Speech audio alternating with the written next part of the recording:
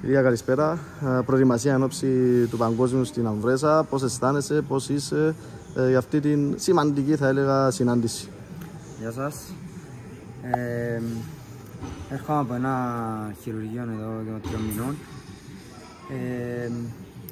Προσπαθούμε σταδιακά να επανέλθουμε σιγά σιγά στις προπονήσεις μας κανονικά.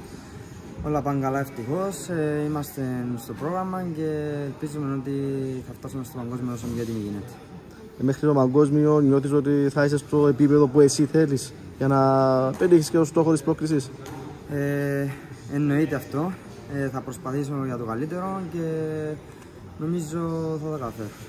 Πώς είναι να προπονείστε μαζί με την ελλαδική ομάδα, το Λευτέρη Πετρούνια? Νομίζω είναι σημαντικό, όπως και να το κάνουμε. Ναι, κάνουμε προπονήσεις μαζί με Εθνική Ελλάδος αυτήν την εβδομάδα. Είναι μεγάλη μας τιμή που έχουμε ένα παγκόσμιο πρωταθλητή και Ολυμπιονίκη μαζί μας.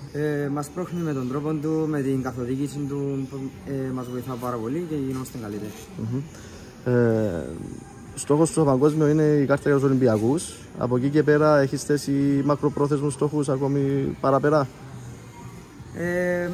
Στόχοι υπάρχουν, όνειρα υπάρχουν, απλά είμαστε λίγο στην πραγματικότητα ρεαλιστές και προσπαθούμε πάντα τους κοντινούς στόχους να τους κάνουμε μεγαλύτερους. Όταν προσπαθούμε να φτάσουμε να κάνουμε τον άλλο στόχο και μετά να πάμε στον επόμενο. Άρα βήμα-βήμα και σταθερά βήματα προς το στόχο. Ωραία, ευχαριστώ πολύ και εύχομαι να πετύχεις τον στόχο της πρόκρισης στους Ολυμπιακούς από τώρα, γιατί θα είναι και σημαντικό νομίζω στην προετοιμασία σου, έτσι, ενώπιση Ολυμπιακών. Εννοείται, μακάρι. Ωραία, ευχαριστώ πολύ. Ευχαριστώ πολύ.